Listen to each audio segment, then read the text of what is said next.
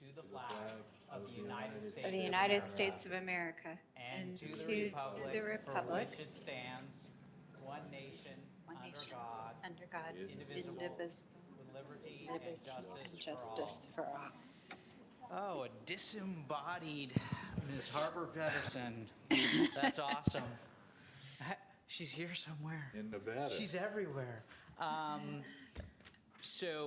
Prior to roll call, I'd like to make clear for the record of this meeting that, and it should be reflected in the minutes, that at least a portion of this Planning Commission meeting is being conducted pursuant to California Government Code Section 54953, and that Planning Commissioner Angela Harper Pedersen is located at Starbucks, 1201 Penny Lane, South That's right. 180 Fernley, Nevada, and will be attending by speakerphone through Skype.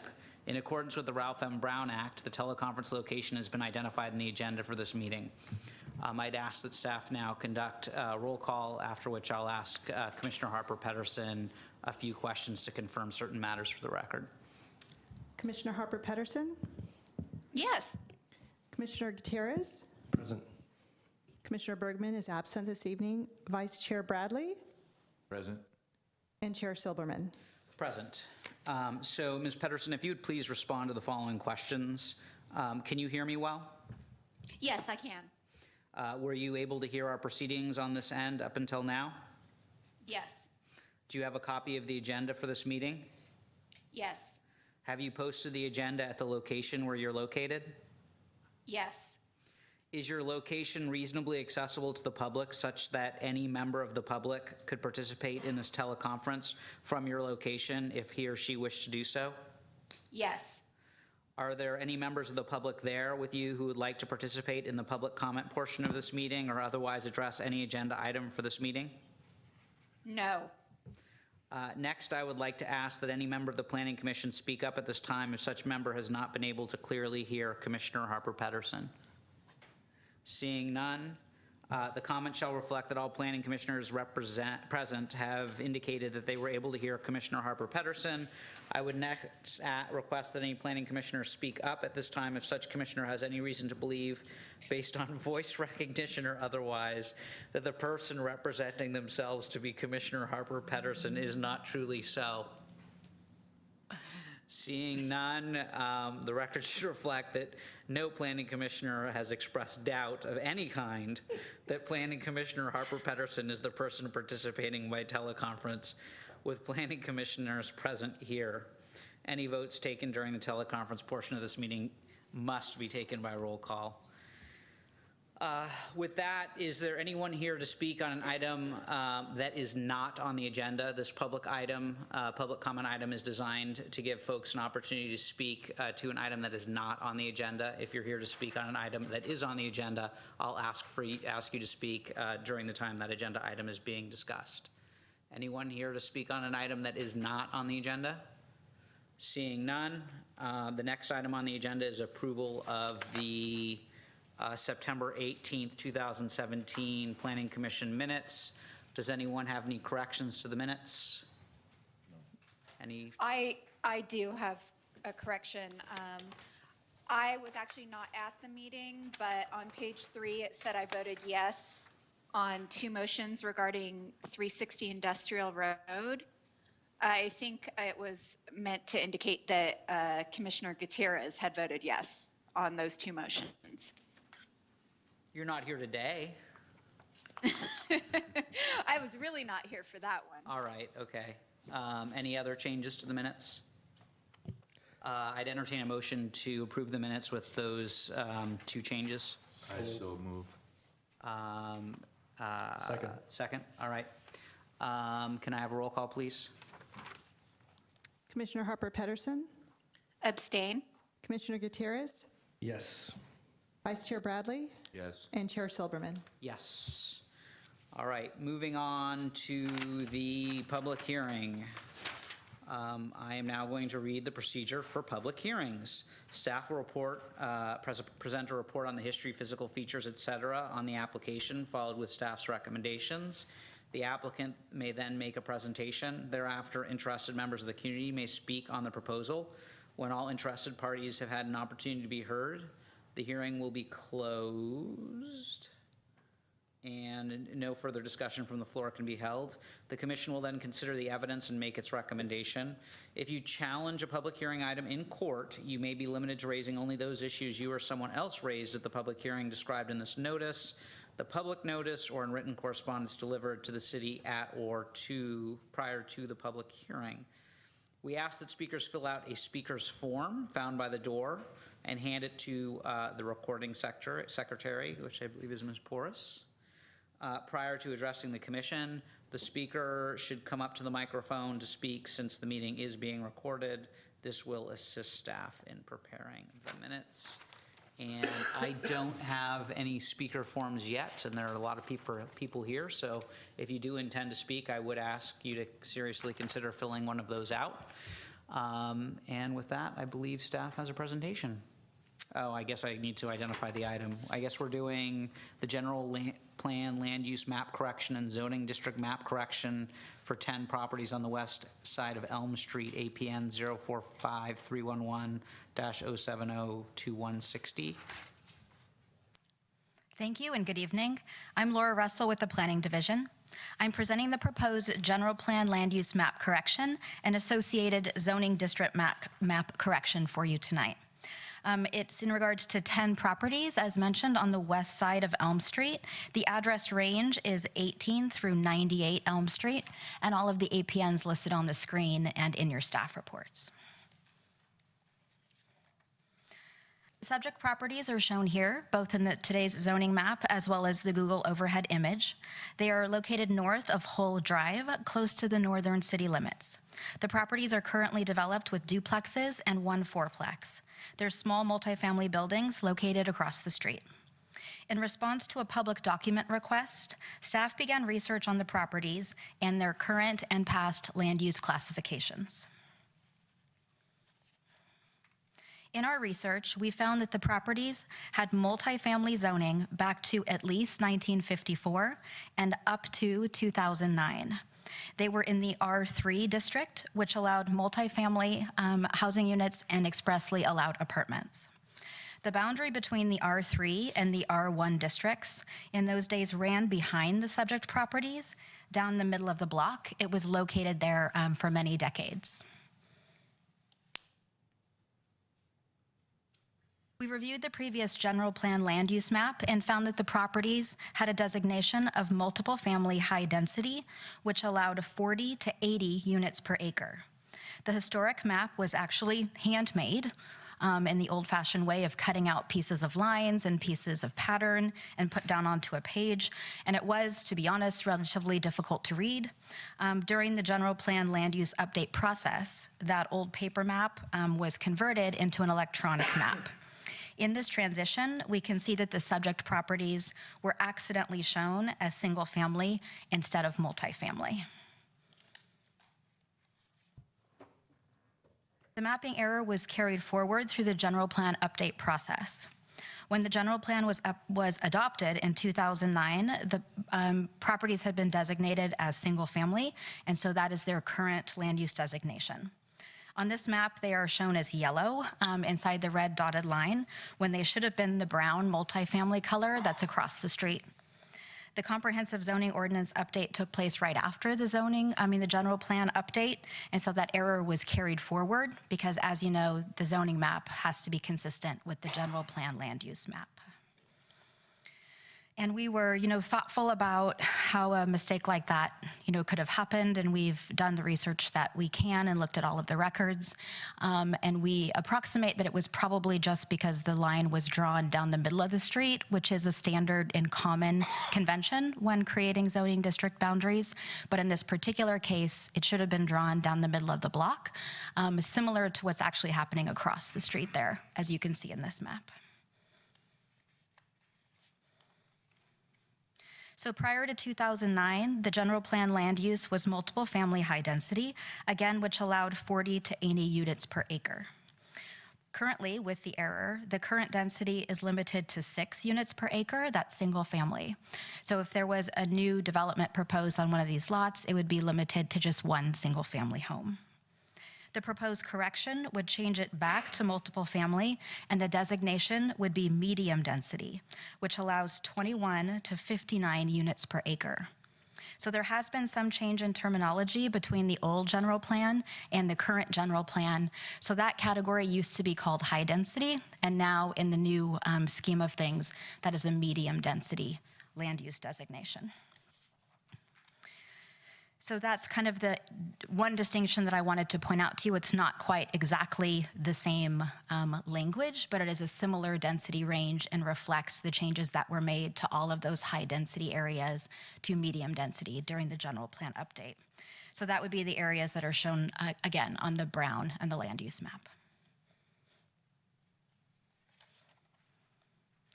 So staff sent the legal notice with a cover letter that was explaining the proposed corrections to all the property owners within 300 feet of all of the subject properties, as well as to the tenants of the sites in question.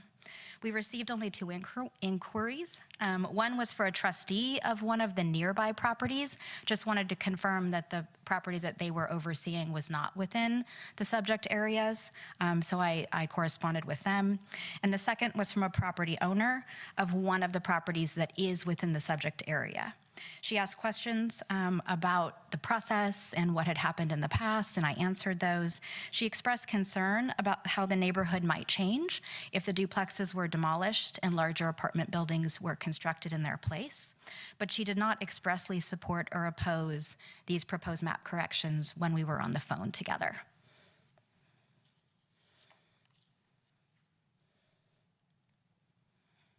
So there are 2 resolutions before the commission this evening. The first recommends the change to the general plan land use map, and a second corresponding correction to a map within the housing element. And that's required because our general plan, as you know, has to be internally consistent. So we would have to make that one small correction in the housing element as well. And the second is a correction of the zoning district map to change the subject properties to RM59 to be consistent with the corrected general plan designation. If you made those recommendations, then the corrections would be heard next by the City Council for their consideration. If you would like or decide to recommend the map corrections this evening, these are the 2 motions that you would make. I'd be happy to try to answer any questions that you may have. I believe that the property owner that originally brought this to our attention is here this evening, and I have the historic maps and documents if you have any questions about those. Thank you very much. Thank you. Does anyone have any questions for staff? No. Angela? No, I don't have any questions. It seems like a straightforward correction. I don't have any speaker slips for this item, so I'm assuming there's no public comment. So I would entertain a motion to close the public hearing. So moved. Second. Can I have a roll call, please? Oh. You can bring up your speaker slip and you can make a statement. We haven't voted on closing the public hearing yet. No reason to apologize. I am the gentleman who asked for the inquiry as to what was going on because I used to own Uptown Cafe in San Carlos, which I sold, which is now Spazo, because I had to take care of my mother. And I took care of my parents for 26 years. And I've lived here for over 30.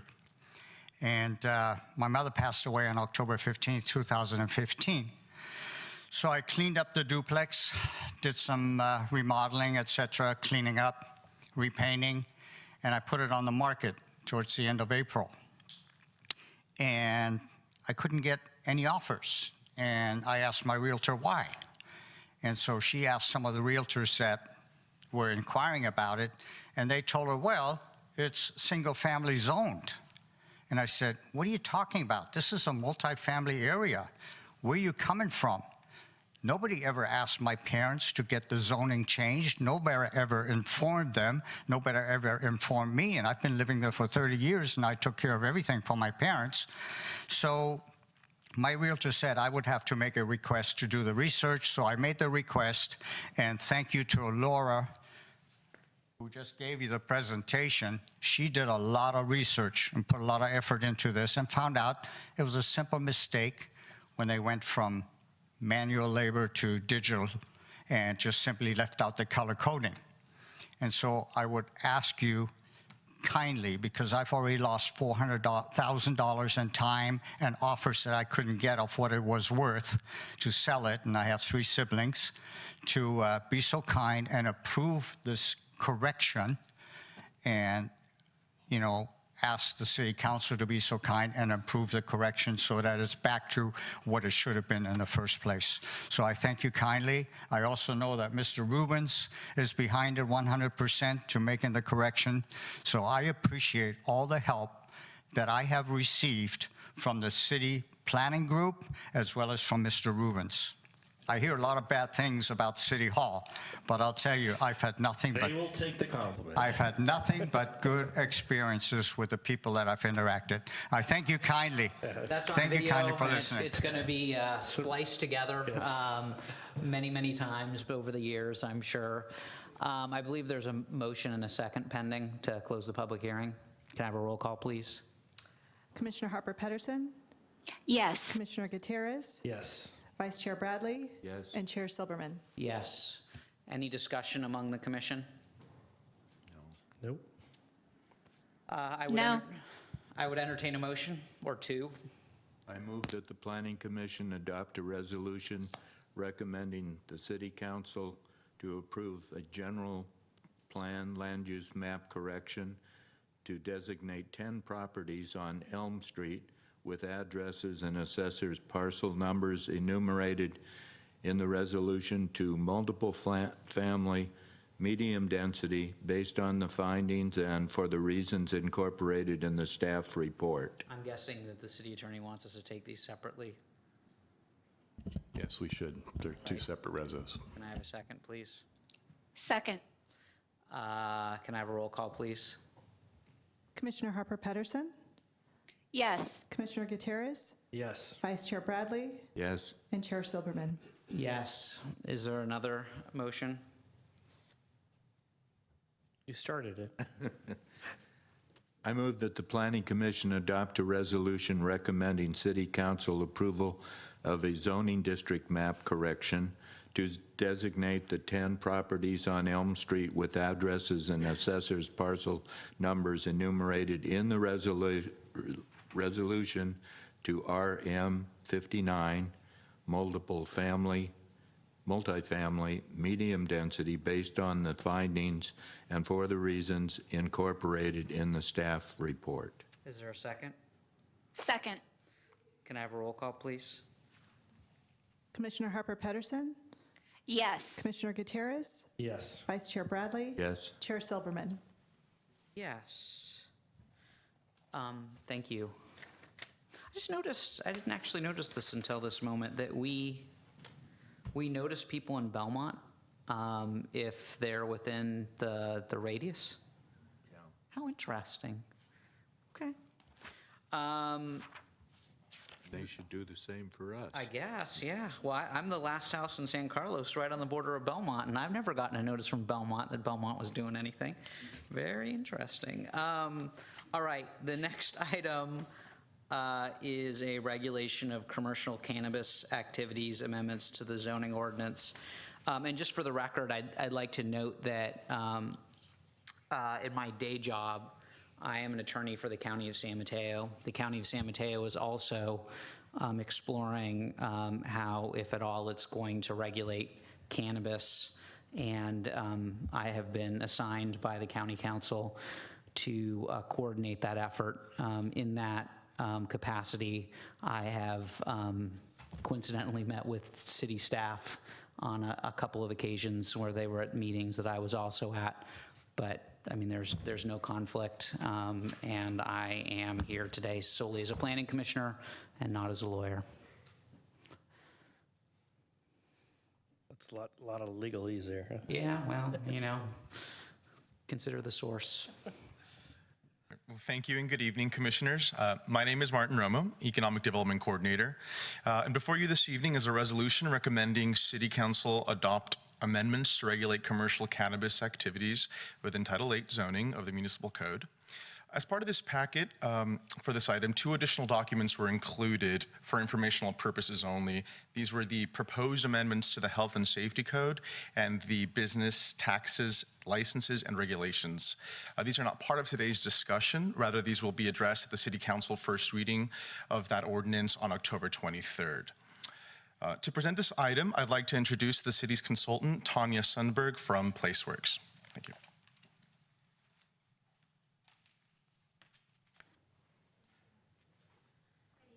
Chair Silberman and members of the commission. My name is Tanya Sundberg. I'm with PlaceWorks. We've been working with staff and SEI Consulting Group to draft regulations for commercial cannabis activities. With me here tonight is Neil Hall from SEI and Sonia Ortega from SEI as well. So if you recall, we came before you last August with a study session item to give you some background on what's happening at the state level with commercial cannabis regulations and what that means for the city and what the prior city council direction has been. So today we're here before you with the draft zoning ordinance amendments, and we're requesting your action to recommend that the city council adopt those amendments related to commercial cannabis activity. And as Martin mentioned, the City Council is also going to be considering some related amendments in Title VIII Health and Safety and Title V Business Taxes, Licenses, and Regulations. And so those are included as part of your packet so you can kind of understand the context of everything that's going to be considered by the City Council. First, just some kind of refresher on the background information, what's happening at the state level, and also how San Carlos residents view this issue. In 2015, the state passed the Medical Cannabis Regulation and Safety Act, and that really kind of established some clear regulations for medical cannabis activity. That was followed in last fall in 2016 with Prop 64, the Adult Use of Marijuana Act, or AMUA, and that authorized non-medical or recreational cannabis use, and that was supported by 65% of San Carlos voters. And then earlier this year, the state legislature passed SB 94, which is the Medicinal and Adult Use Cannabis Regulation and Safety Act, or MCURSA. And what that does is kind of align or integrate the medical and non-medical regulations at the state level, also the license types that the state will be issuing for cannabis activity. Also, earlier this year in the summer, the City Council directed staff to conduct a Shape San Carlos poll. And in that poll, the results show that 80% of the respondents, which were 221 residents, support legalized cannabis. At the local level, the state law allows local governments to regulate cannabis activity. For personal cultivation, which is defined as up to 6 plants per house per dwelling unit, the state law allows cities and counties to reasonably regulate, but not ban personal indoor cultivation. Cities and counties can regulate, including ban outdoor cultivation for a personal scale.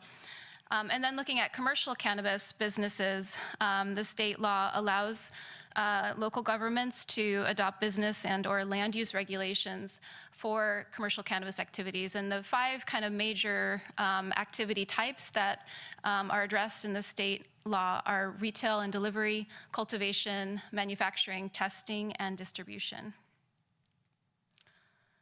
So the City Council has talked about this topic. They had 3 study sessions last March, April, and June. And based on the discussion and information that was presented, the City Council gave staff direction to draft regulations that would ban commercial cannabis activity within 600 feet of residential zones, ban activity within mixed-use zones, and ban retail activity. And then the City Council also directed staff to prepare draft regulations for manufacturing, distribution, testing, nurseries, and micro-businesses. And micro-businesses is a type of state license that you can get that kind of integrates a couple of the major other activities, including manufacturing, distribution, and cultivation up to 10,000 square feet. The state license does include a retail component of micro-businesses as well, but in San Carlos here, because of the council's decision about not allowing retail at this time, the micro-business regulations that we're preparing would exclude retail activity. And I'm not going to go into a lot of detail on what those activities are. We covered that fairly well at our last study session, but certainly if you have questions, go ahead and bring them up. So in this section, I'm going to go into more detail about the draft zoning amendments before you today. And we're going to start with the use classifications. Our kind of general goal with these zoning amendments were to try to streamline the changes and use the structure and format of your existing zoning code and try to fit within that, rather than trying to reinvent the wheel and create something entirely new just for cannabis.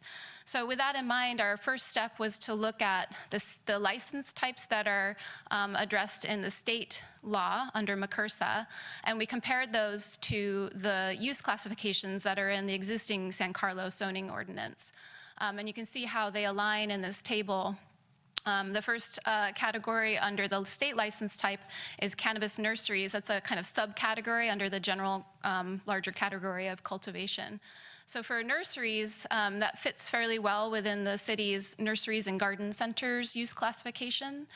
We do propose some amendments to that use classification to make sure that we're fully aligned with the state requirements, and I'll go over those on the next slide.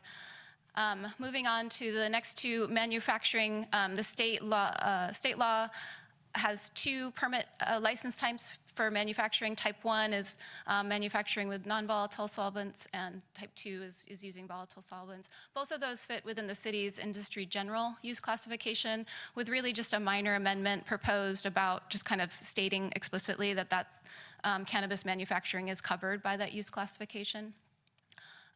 Testing is a state license type that fits very well within research and development without any modification. Distributor is a license type that fits within the city's wholesaling and distribution use classification without modification. And then the last two rows in the table show state license types that are not well addressed in the city's zoning ordinance, and so we propose new use classifications for those. The first is that micro-business use type that I described before. It includes up to 10,000 square feet of cultivation, distribution, manufacturing, and explicitly says that retail sales are not a component of that use classification. And then the last category is the state license type for retailer. We propose including a new use classification specific for cannabis retail sales called cannabis dispensary. And the reason we propose adding that is just so that we can be very explicit that that is a prohibited use in all of the zoning districts. So there are no agricultural zones in San Carlos? I need to check. Do you have an answer to that? I can answer that. There are none. Okay. And is there anywhere in San Carlos where commercial non-retail greenhouses are permitted? There are, I think that's something that I'm actually just about to get into, is the permitting. And there are some places where a use classification that we're using for cannabis activity is a permitted, that's permitted in some zones where the city council would not like to see that activity. And so we are adding kind of footnotes to the use tables, the permitting tables, to say, while this mixed use zone may allow nurseries and garden centers, cannabis nurseries are not permitted. So it's kind of a footnote added to the use table. I see where nurseries and garden centers are defined, and it looks like the proposal is only to allow cannabis starts, right?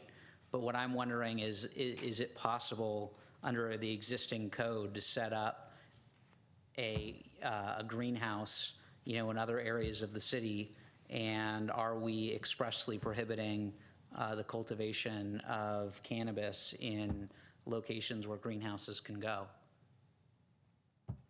That's something I think that we could certainly look into that. I think that basically, I think you're proposing a similar approach to what we just described for retail. So making it very explicit that cultivation that's not part of a micro business is a prohibited use Is that kind of what you're? I mean, I'm not proposing anything, I'm just trying to understand, because, I mean, I see the I was surprised not to see a discussion of greenhouses or grows in a warehouse facility, because there are all sorts of folks who are proposing to develop cannabis cultivation either in warehouses with grow lights or in greenhouses, and this is a high income industry. So I just wanted to make sure that it was contemplated, and I just didn't see anything in here that addressed that issue. Mr. Chairman, could I get a little bit of clarification, maybe make a comment? I think what maybe you understand this, and I just didn't understand your question correctly, but this would permit, is my understanding, is cultivation inside buildings within the zones that it's allowed in. So you can do the grows inside the buildings, right? Yeah, under So the that's what micro-business. this would permit, but only in the zones that it's permitted in these manufacturing and industrial zones that were shown on the map and noted here. But is that what you're asking? Okay, so basically, folks can do cannabis grows, not just starts? That's correct, under the micro-business use classification, and it has a cap of 10,000 square feet. Okay. Inside these manufacturing or warehouse facilities in the industrial zones. And we're allowing both this ordinance would allow both warehouses and greenhouses? Both? The word greenhouse is not addressed here. It's often referred to as mixed light because it's basically, it doesn't require necessarily grow lights, although they'll use grow lights and mixed light as well. We have a requirement that the cannabis cultivation must occur indoors. And so I think maybe we could define that, but I think to me that meant kind of inside a building or a structure. Okay, I'm sorry. And that's the intent. Well, no, it's just there's a very big difference between a greenhouse mixed light grow and a warehouse grow, because a warehouse grow is going to require a lot more electricity. It's going to require potentially a lot more ventilation. It's going to require a lot of different things that a greenhouse grow might not require. But And I think what our intent was is to allow both. okay. Yeah. I mean, and Neil maybe could talk to the specifics or the differences between the two facilities and whether or not, I mean, that's my understanding, is we intended to not regulate the type of grow it was, just to say you could do it. Okay. And to answer your question, actually, we were directed in the very beginning to allow indoor only, no mixed light growing. But mixed light growing would certainly be a possibility in those areas. It's just not the direction we were given in the very beginning. So there have been some changes since we started, but I'm familiar with the mixed light growing as well. But that's up to. And mixed light is outside, right? So some indoor, some outdoor, is that not right? Light is actually, typically it's done indoor, but with a combination of artificial lighting and natural lighting. So typically what you see is either a glass dome or an open dome over an enclosed building that opens up to allow sunlight in part of the time, so that the amount of electricity used for the lights is the commissioner says is lessened. They don't have to do as much of it. They can open up the top to allow natural light in. And there are actually regulations that were promulgated by CDFA that were withdrawn when 94 was done that indicated exactly how much Mixed light is a particular license under the state law, and it's greenhouses is what it is. It's indoor, but it's a greenhouse. That has the ability to, well, not the ability, it's designed to allow natural light in, but it's fine. Thank you, I appreciate it. I mean, I'm curious now. You've piqued staff's interest because maybe Neil mentioned that you were directed to not allow that, and so that's what got into the codes, right? Correct. Right now, that is what's in the code. Yeah. Indoor only. But my question would be, can a warehouse have glass and still be enclosed. Well, I don't think that's mixed light. So mixed light, these are, Industry terms. yeah, I mean, it's, they're two different licenses. They're both indoor, neither are outdoor. One is in a greenhouse and one is in an enclosed warehouse. And there are advantages and disadvantages to both, but from an environmental standpoint, a mixed light greenhouse is significantly more environmental than a warehouse, because a warehouse requires grow lights and heat all the time. Yeah. Whereas a greenhouse takes advantage of ambient light and heat. Got it. Yeah. Okay. Okay. So getting back to the use classifications, and we talked a little bit about nurseries and garden centers, and Chair Silberman kind of started bringing up some of the requirements at the state level related to cannabis nurseries. We do propose an amendment to the use classifications for the city's use classification for nurseries and garden centers to align with the state law. And that's basically being explicit that current cannabis nurseries can only produce clones and mature plants and seeds and related types of products. One change that is shown in the red in this slide that was not included in your packet, we realized the need to also just be explicit that cannabis nurseries are only allowed to sell wholesale instead of retail as well. So that's an amendment that's not reflected in your staff report that we're proposing. So moving on from the use classifications, this slide shows the proposed permitting requirements. The permitting, the uses are kind of focused on being allowed in these industrial districts. So we have the IA Industrial Arts, IL Light Industrial, IH Heavy Industrial, and IP Industrial Professional zoning districts, as well as the General Commercial / Industrial GCI zoning district. So these are the districts where commercial cannabis activity would be allowed, and kind of following the same line of thinking as with the use classifications, we really wanted to try to fit within the existing framework of the zoning ordinance, not reinvent the wheel. So we are leaving the permitting requirements for any use classification where we're embedding these cannabis activities. Those permitting requirements would remain the same. As you can see on the slide, in most of these industrial districts, these uses are permitted. There's a few where the use requires a minor use permit, and there's definitely some where the use is prohibited. So, so some of these permits are discretionary permits and some are permits as of right? That's correct. And we'll get into under the health and safety code, there's a discretionary permit required for any cannabis commercial activity. So although it might be a ministerial permit in the zoning ordinance, there is a discretionary permit process under health and safety code. What, Mr. City Attorney, what environmental review did we do on this ordinance?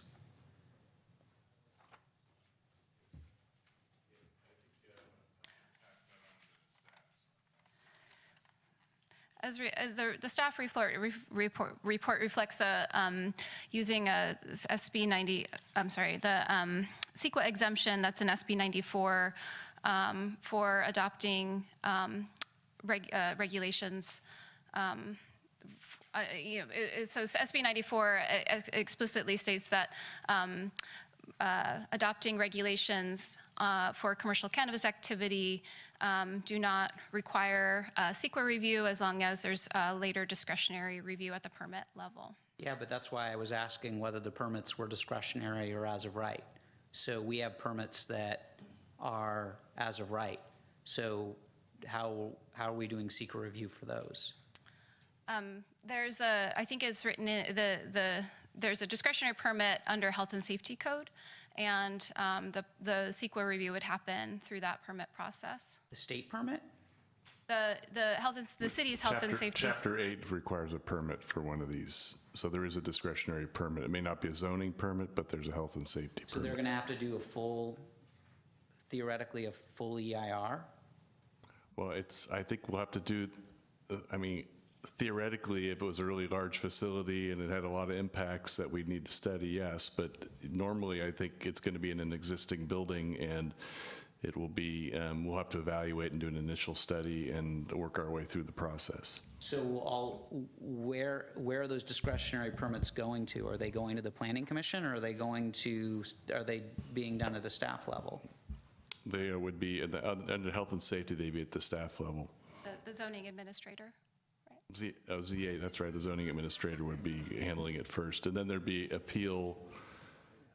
My last review of this was the appeal would come up to here to the Planning Commission.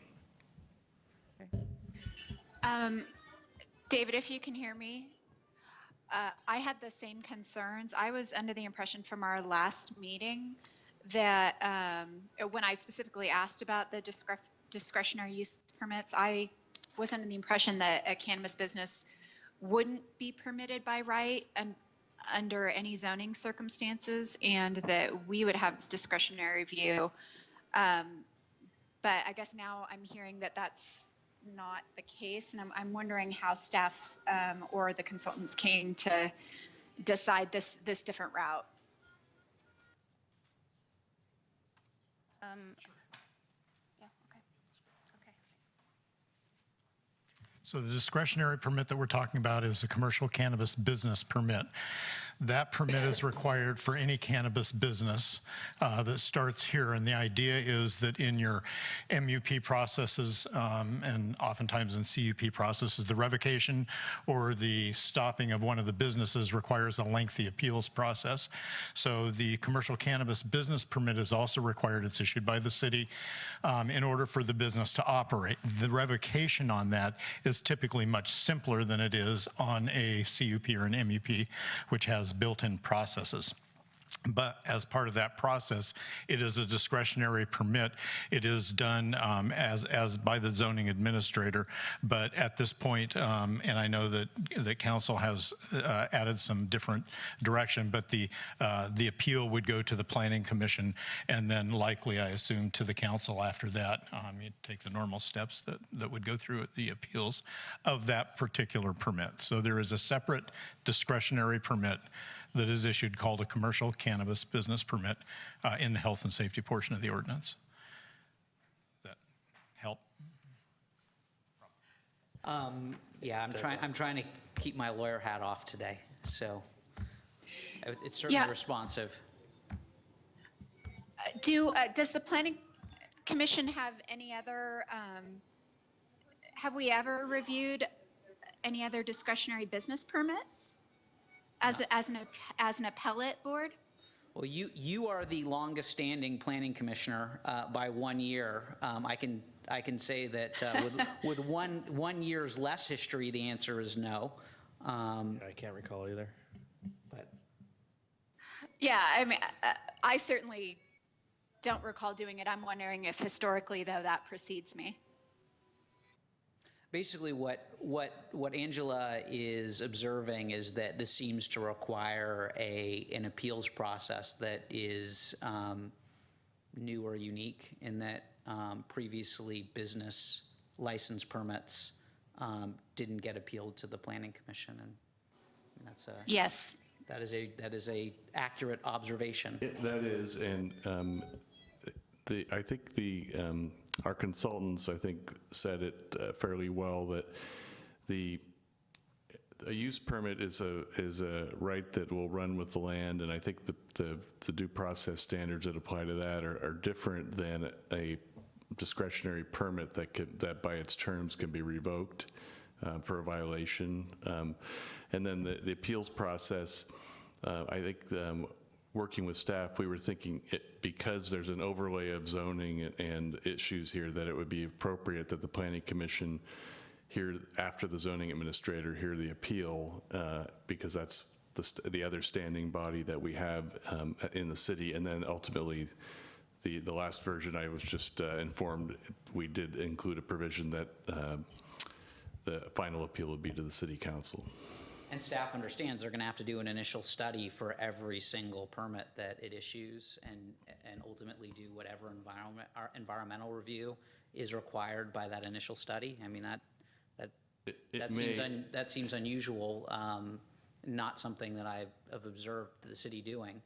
But I mean, if staff I think that's the way it's set up, because if you're right on the discretionary permit issue that we have to do CEQA, that would be the step that we would do it. That would be the discretionary decision allowing the business. So, I mean, as a layperson, my understanding is that environmental, either it needs to be a discretionary permitting process with CEQA review per project, or it needs to be a permit as of right with CEQA review at the time of the adoption of the ordinance. And it seems like we have opted for the first option, which is fine. It just seems like it puts a not insignificant burden on staff, and potentially could mean that certain projects of certain size are going to require an EIR, which isn't a bad thing. It just is an expensive and time-consuming thing. and it's an excellent point, but this is a whole new world here, this type of regulation, and I think it would have been impossible, maybe I'm overstating it, but it would be extremely difficult to analyze every building in the industrial area for the purposes of this ordinance, to figure out what the impacts of all the different types of businesses that could be included in the ordinance. So I think we opted for the discretionary permit environmental review. I would add, I think there can be some benefit. It can be maybe a more conservative approach too, and give you a little more authority or review power for future individual projects, and that might be something that the city would find, put you in a more comfortable place looking at this new area of land use. Can I, Mr. Chairman, can I get some clarification on the CEQA evaluation? I'm not quite sure where we drew the assumption that we would do an initial study for permitted uses within this. I mean, I would defer to the city attorney maybe at a different time, but my anecdotal understanding is that if you are doing you have a choice between either a discretionary scheme or an as-of-right scheme. And if you choose a discretionary scheme, there has to be, every single time you do something, it is an action requiring some level of CEQA review. Yes. Because it's a project. Everything you do is a project. Yes, but if you look at the proposed amendments here, I'm just concerned because I think that in where it says M, that means minor use permit, right? So that is a discretionary review. But where it says P, that means permitted. So those do not require an environmental assessment. Yeah, that was my concern. But this seems They like don't. Well, yes, I would agree. Normally, when it says P, it means as of right, which is why I asked whether we'd done environmental review, because my understanding, which could be wrong, is that if you are allowing uses as of right, this is the project. This ordinance is the project requiring, yes, that's correct. Requiring environmental review. Yes. So what level of environmental? It's a rhetorical that is done question. for this, and what I thought I just want to clarify, because this is a very important meeting, because it sets up the whole process, and as we go forward to the city council, we want to make sure that this is a good commission to work these kinds of issues out. So as the director, from a resource standpoint, you're bringing up some really, really good issues, and plus your experience at the county level is instructive. So, but I want to be very clear about this moving forward, because if we're unclear, that's something else that we don't want to get wrong at the council level. So what I heard the consultant say, and what I understand about the state law on Proposition 64, is they gave an exemption for these types of regulations so that we could move forward without an environmental impact report or a negative declaration for this particular instance. And I'd like to hear from the consultant to make sure that that my understanding is correct, that the state specifically legislated for this effect so that we didn't have to do an environmental impact report or neg deck for this. Is that correct? That is correct, with the caveat that that those future uses require, or that there is a discretionary permit process for individual projects in the future. And so that's where I think the issue is that we have permitted uses in zoning, but there is this discretionary process through health and safety. And so that's where we feel the CEQA exemption applies from the state law. Okay, good, thank you. But when you're doing that discretionary permit, there needs to be environmental review. Yes. And so, for instance, for a minor use permit, it's not necessarily it starts with an environmental assessment where we look at we go through a checklist, right, to determine if there are impacts. And if we determine that there could potentially be significant impacts, then we would do an initial study. But at that crossroad, if we determine no, there aren't going to be, then we would do a categorical exemption. Right, so it gives us some flexibility to make that determination, but yes, we do that for every minor use permit or use permit that we do. Yes, and in this case, it'll have to be every business license as well. Yeah, That's your point. Everyone's done. I don't understand that component of it, but Like I said, I mean. we'll figure that one out, I sure. guess.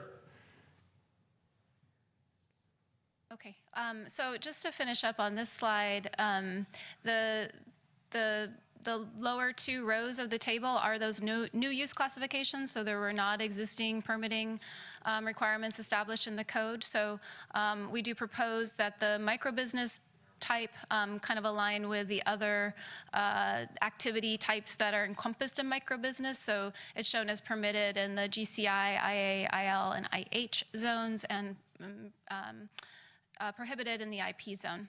And again, as I mentioned, cannabis dispensary, that new use classification would be prohibited in all zones. So, and this is something I touched on earlier. There are other zoning districts outside of those industrial zones where some of these use classifications that are encompassing these cannabis activities are allowed, either permitted or permitted with a permit.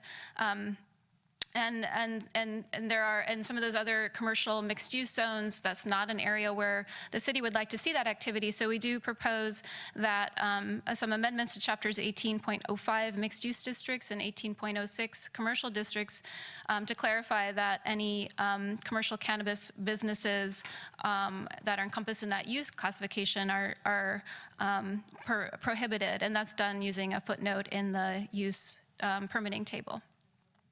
Also, there is a relatively minor amendment to Chapter 18.20 about on-site parking. Basically, because we have a new use classification for microbusiness, we added a parking requirement for that use based on the types of activities that are included. And then finally, there's more extensive amendments to Chapter 18.23, standards for specific uses and activities. In that section, there's a kind of a strikeout, an amendment to just be really explicit that commercial cannabis businesses are not allowed as a home occupation, and that's done in the home occupation section. There is currently a section that addresses standards for medical marijuana collectives, and that entire section would be struck out. Any references to medical marijuana collectives in the code are proposed to be struck out to be replaced by these commercial cannabis regulations. And then we have these two new sections that I'll cover on the next two slides, providing standards for commercial cannabis businesses and personal cannabis cultivation. So this new section 18.23.270 addresses uses specific to commercial cannabis businesses. It cross-references the health and safety code that we've been talking about and the commercial cannabis business permit process that we talked about. Again, that's a permit that's before the zoning administrator. It would be appealed to the Planning Commission. And that, as part of that permit process, it's subject, it has a, I'm going to cover that actually in another slide. We'll go over the health and safety amendments. So in the zoning ordinance, this section also provides some operational and performance standards for commercial cannabis businesses. including a 600-foot buffer to our zoning districts, as well as a buffer to that 600-foot buffer to schools, daycare centers, and youth centers. Under the for any cultivation activity, as we talked about earlier, it's required to be occurring indoors and not visible from the public right-of-way. We have references to the parking requirements, signage requirements. There are some sign permit exemptions in your current code, and we just specify that cannabis businesses cannot use that permit exemption. Noise standards, and including prohibition on using generators unless emergency. It references your screening requirements, and also requires that limits that on-site consumption can't occur, and also limits that any users of the site are age 21 plus or older. So these are all really kind of focused on land use related matters. As you see in your staff report, the health and safety code has a much more extensive set of performance and operational standards that are really more about health and safety, so that you get a lot more detail in that section, or a more extensive list of standards in that section. I'll cover that in the next another slide.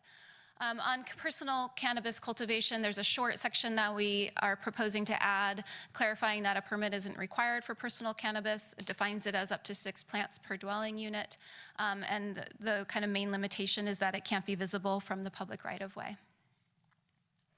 Okay, and so this last slide, or this final slide on the amendments, just summarizes the other amendments to Chapter 8.09 and 5.04. So 8.09 is an existing chapter in your health and safety code. It's currently addresses medical cannabis cultivation from collectives. And so that would be entirely replaced by a new Chapter 8.09 that's entitled Regulation of Commercial Cannabis Activities. As we talked about, this outlines a commercial cannabis business permit process, or CCBP process, and the application for the CCBP requires that you've checked with planning, you either have a zoning clearance statement, or if it requires a minor use permit, it requires that application for the minor use permit has been submitted and deemed complete by the planning division. It includes, as Neil described, a kind of tailored revocation process, as well as a selection process, and city council established fees and taxes. And as I started to delve into, there are more extensive set of operational standards related to health and safety in that chapter. The big topics that they cover are security, surveillance, lighting, odor control, and nuisances. And the other kind of more minor amendment to other section of your municipal code is an amendment to Chapter 5.04, which is your general business registration requirements. And this is really just about clarifying that a CCBP is required before you get your business registration certificate. It's mostly to make sure that all the different staff and the different departments understand the various requirements, so somebody doesn't get their business registration certificate and think they can go ahead and get started without doing anything further. So it's just kind of safeguards. So as a summary here, we are requesting your action to adopt a resolution recommending that the City Council adopt the zoning ordinance amendments, which are shown in attachment 1 to the staff report. And as I mentioned earlier, we are also requesting an additional change to the nurseries and garden centers use classification, just to clarify that wholesale sales are only allowed, no retail sales. We talked about the environmental determination under SB 94. So there's no CEQA document that's included in your packet. And then finally, in terms of next steps, we're planning to go to the City Council on October 23rd, followed by a November 13th meeting for potential adoption. And if adopted, the ordinance would be effective 30 days after that date. And I think at this point, Jill is going to present a few modifications to the findings and resolution.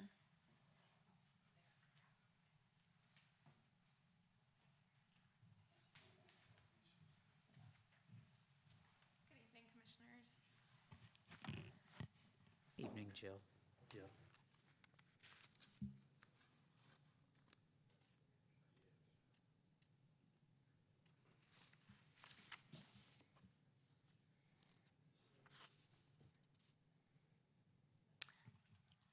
All right, so I think Tanya pretty much covered this, but I just wanted to draw your attention to a few edits. We changed, or the findings were changed to match the chapter or section in our code that deals with the criteria for zoning amendments. We made general plan consistency findings. So before there were no actual findings provided, just to say that it's consistent with the general plan. And then, so we beefed up those findings. And again, like Tanya said, this would be the edit to the commercial use classification for nurseries and garden centers, may only sell wholesale. And I'm available for any questions. Martin is also here. And so is Tanya and Sonia and Neil from SCI. Thank you. Does anyone have any questions for staff at this time? I think selling only wholesale is a little vague. In other words, a nursery, and anybody can say buy wholesale instead of retail, pay less money. I think that's fraught with a danger. That's a good point.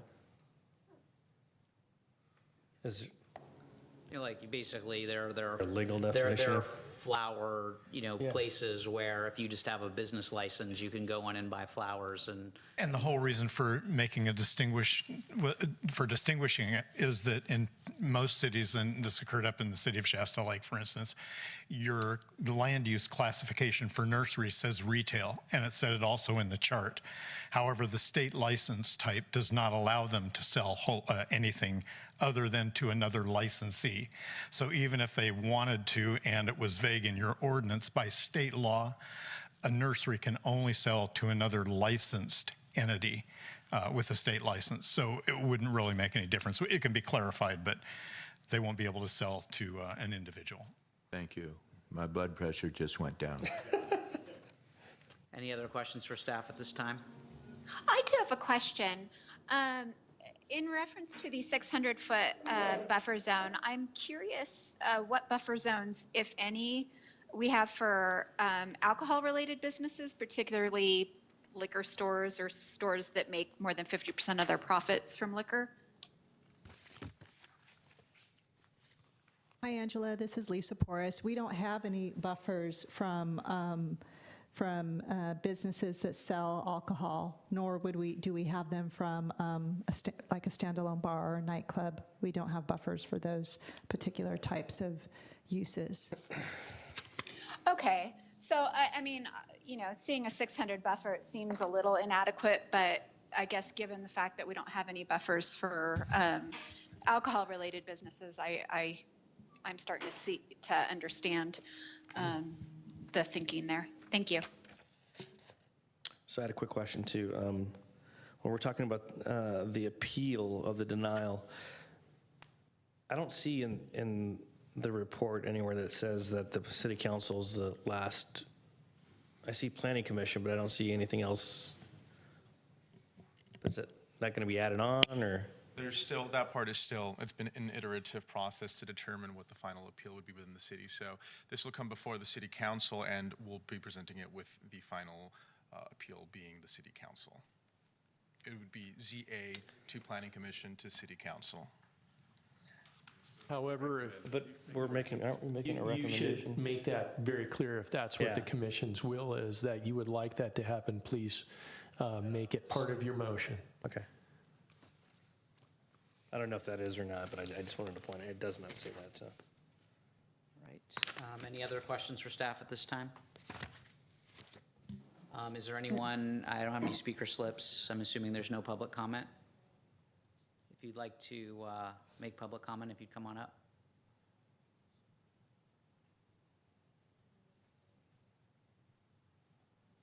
Good evening, Planning Commission. My name is Sean Kelly-Rye. I'm a lobbyist for the industry.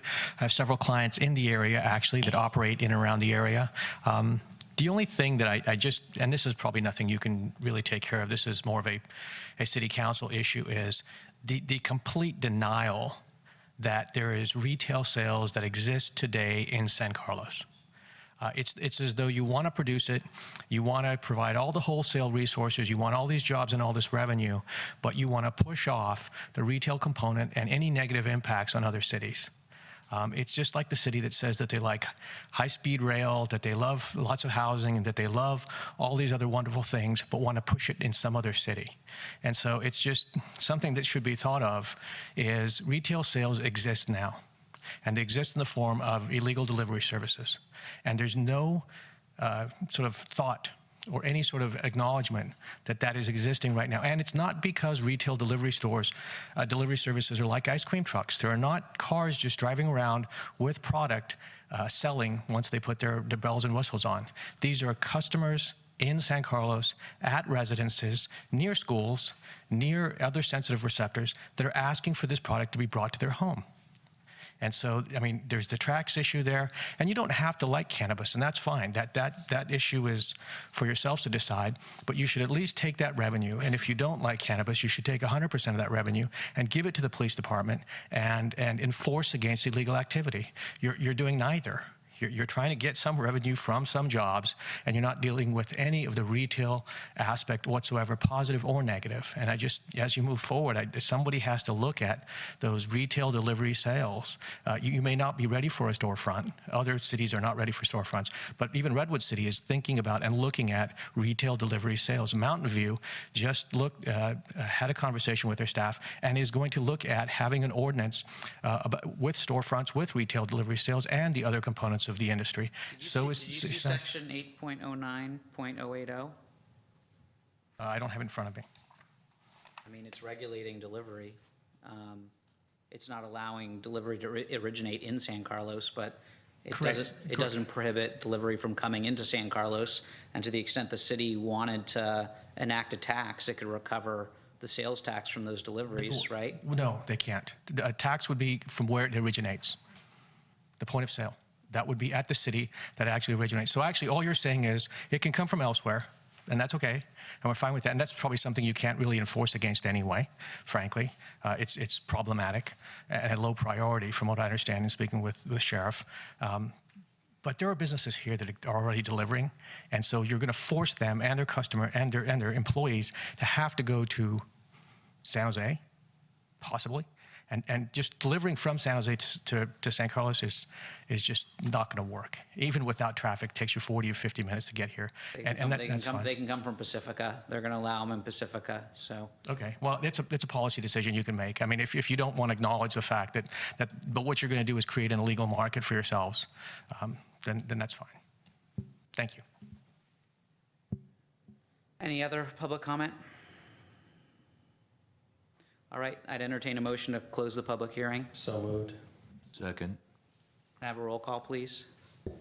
Commissioner Harper Pedersen, Yes. Commissioner Gutierrez, Yes. Vice Chair Bradley, Yes. and Chair Silverman. Yes. Discussion among the commission.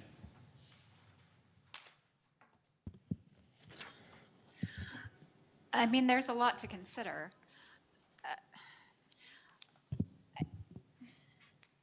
I guess my initial concern is, and maybe this is more of a question, but the concerns I had at the last meeting, odor control, environmental impacts, including runoff, and possible dangers created during manufacturing, are those appropriately addressed in the health and safety code?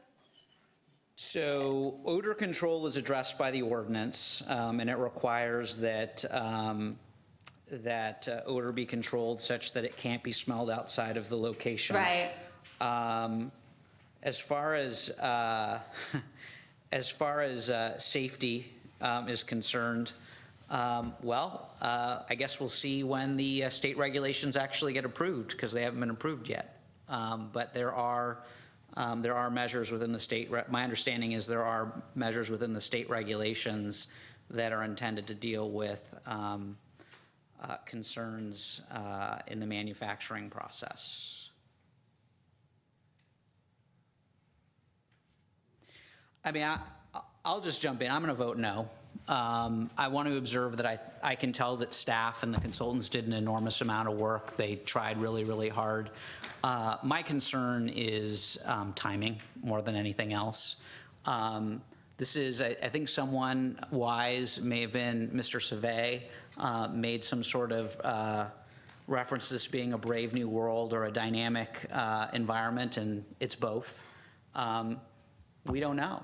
I mean, we don't know what's going to happen. The new cannabis czar has expressed reasonable trepidation about what's going to happen. They don't have approved regulations yet. There's concern as to whether the state is going to be able to issue permits on January 1 as they intended. And I could absolutely see allowing and regulating some commercial cannabis commercial activity if we were presented with some sort of articulated rationale as to why doing it now versus waiting to see what happens in 6 months or a year was articulated. And this is not an issue of access to cannabis. I believe everybody should have access to cannabis. As the consultant observed, if you go to weedmaps.com, you will find 50 delivery services within 10 miles of here delivering cannabis, every single strain that you could possibly imagine. It doesn't appear, although I'd leave it to the city attorney to determine whether we could prohibit that. It doesn't appear that there is a desire to prohibit it. People can get cannabis. That's not the issue. The question is whether or not the city wants to somehow benefit from other commercial cannabis activity. And I haven't seen an articulation about how it's going to benefit, how much it's going to be, and why doing it now rather than waiting to see what happens in a year from now after the regulations are written and we have an opportunity to see what's happened in various jurisdictions, why it can't wait till then. I mean, if that were articulated to me, I would absolutely vote yes. I haven't seen that articulation, and that's not in any way a criticism of staff. This is a brand new world. Everyone, is scrambling to try and get something in place by January 1st, and I totally get that.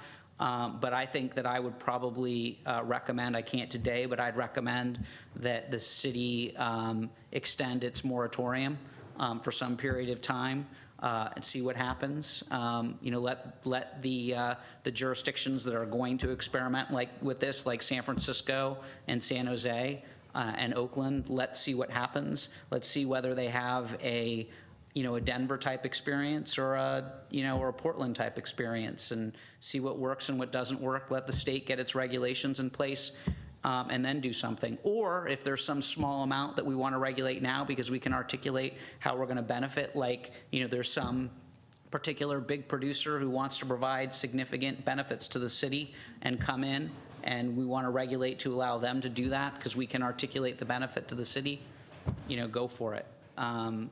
But until that benefit can be articulated, I don't see why the city would be be an experiment unless it dealt with access. And none of this ordinance actually, as I can see, is going to significantly impact access for the residents of San Carlos. So while I am very appreciative of the hard work that staff and the consultants have done, I'm going to vote no.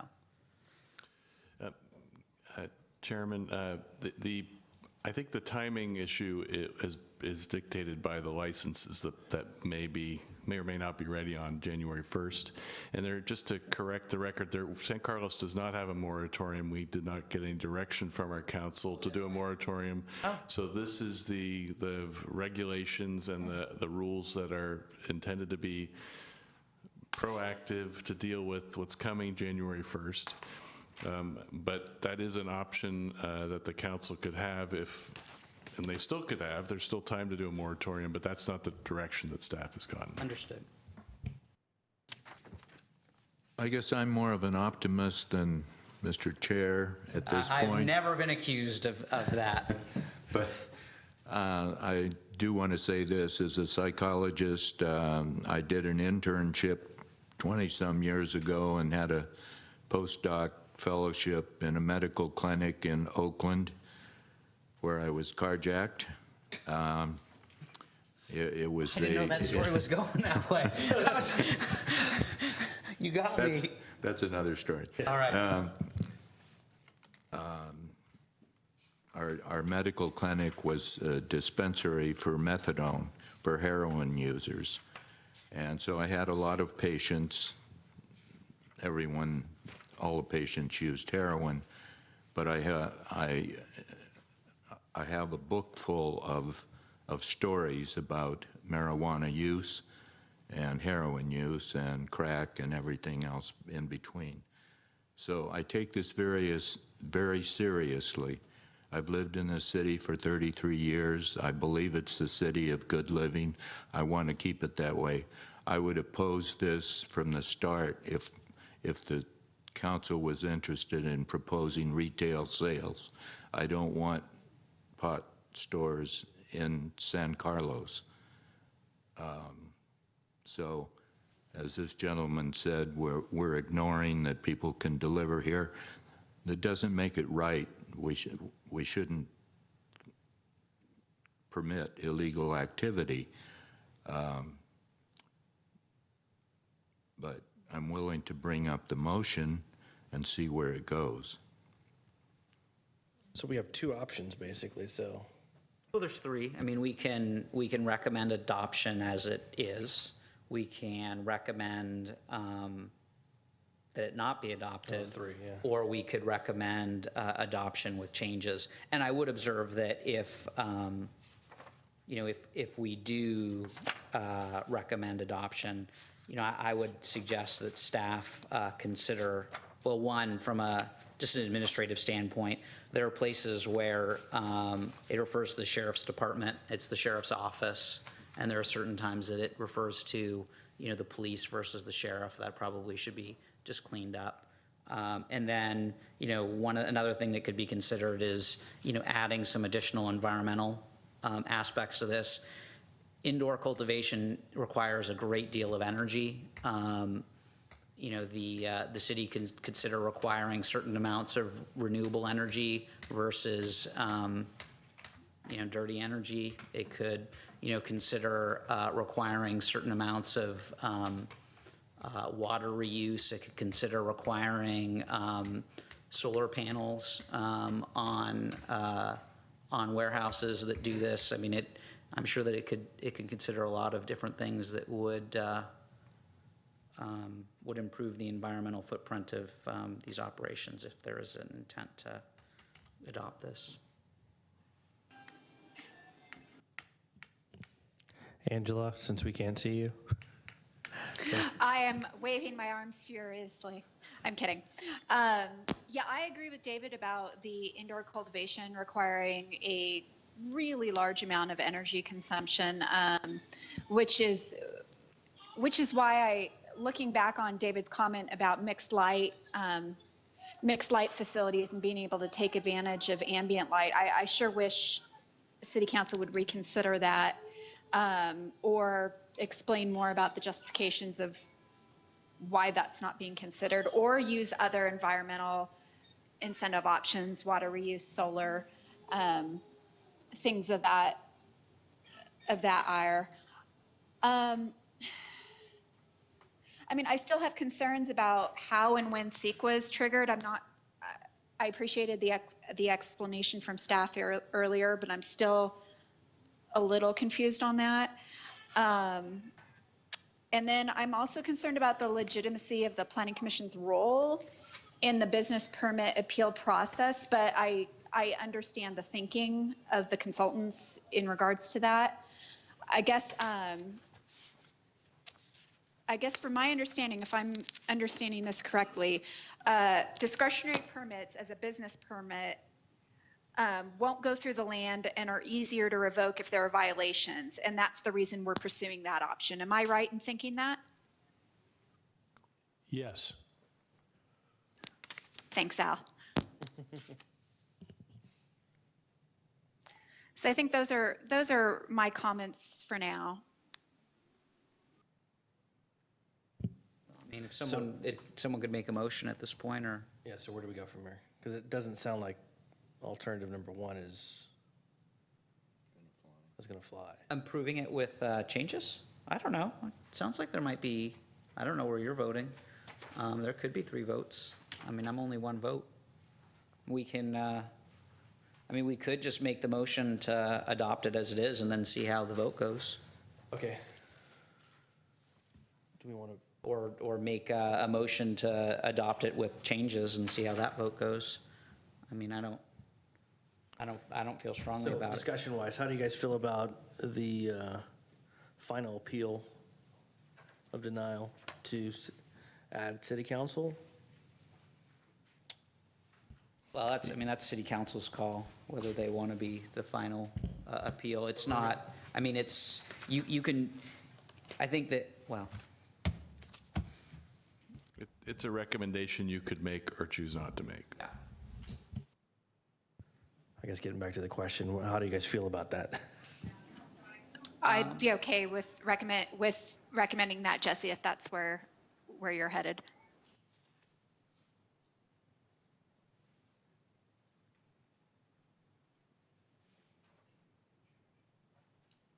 So what other additional changes it sounds like? It sounds like, Well, just clean up on the references to the sheriff's office, and then maybe to consider additional, maybe just keep it vague and have, consider additional requirements with respect to decreasing the environmental footprint of operations, something like that.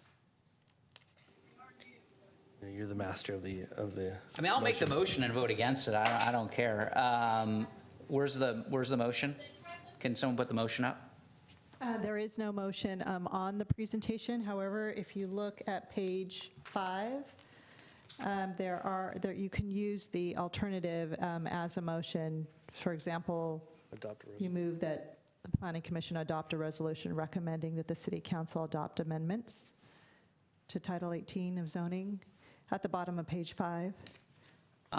So I guess I move that the commission adopt a resolution recommending that the city council adopt the amendments to Title 18 zoning of the San Carlos Municipal Code as shown in Attachment 1, Exhibit A to the staff report, with the additions that it clean up references to the sheriff's office, that it provide for a final appeal to the San Carlos City Council, and that staff make additional recommendations with respect to reducing the environmental footprint of cannabis businesses.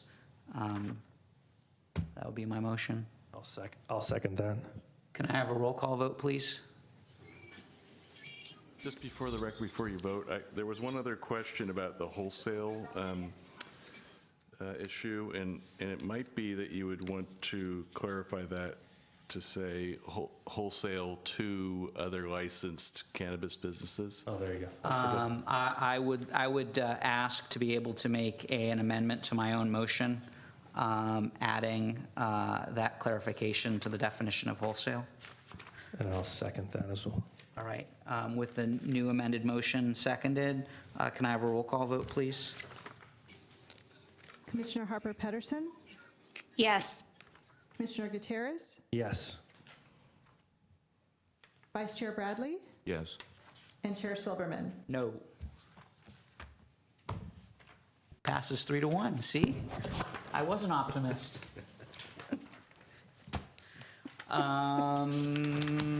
Next up is report on recent city council actions. Are there any reports on, Al Savay is shaking his head no. Are There are there? none to share this evening. Are there any planning commission comments or reports? I have none. Angela, what are you drinking? I have one. Did I lose Angela? Angela, what are you drinking? Is that it? You there? She's gone. It's not a flat white? Anything? Okay. All right, any other? I saw our planning director and several planners attending the American Planning Association of California conference in Sacramento last week. Nice to see you all there. Did you learn anything that you've brought back to edify us? Planning is controversial, Yeah. complicated, Yeah. and compromising, Yeah, the three Cs of planning, all right. communistic. Yeah. Correspondence, the only thing I saw was a September 20th letter to me. I don't know, was it sent to anybody else regarding eucalyptus trees? I guess we make that part of the record. There was no other correspondence, right, staff? None other than what was on the dais this evening. Yep. And then any planning staff comments, reports, and updates of current projects? Yes, at the last Planning Commission hearing, I noted at the end of the agenda that the next SHAC meeting was scheduled for Thursday, October the 5th. That meeting has been canceled to a date to be determined.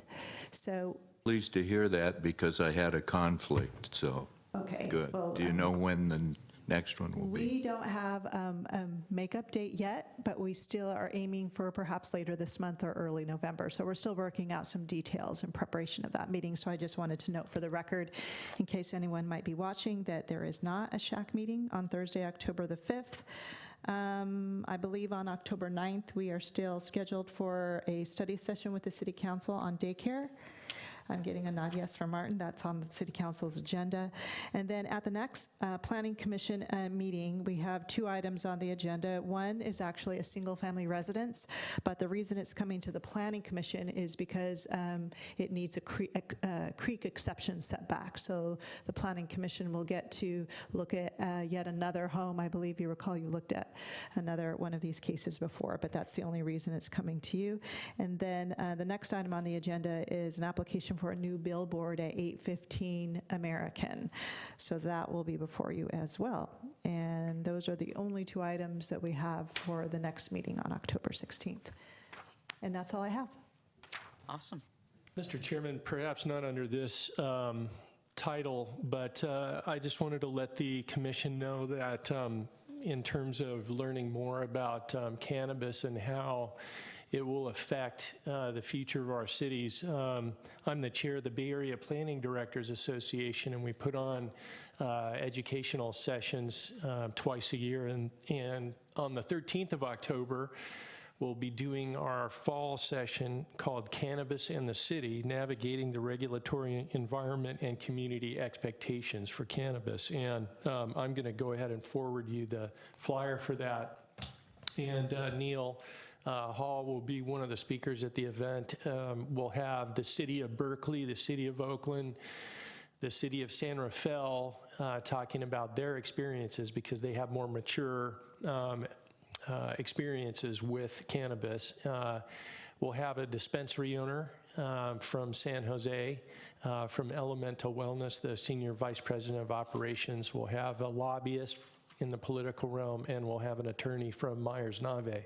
So it's going to be a really robust discussion and a learning experience to learn about at least some people's experience in some direction in this area. And again, I'll forward it to you if you're interested. Thanks. If there's nothing else, the meeting is adjourned at 8:30.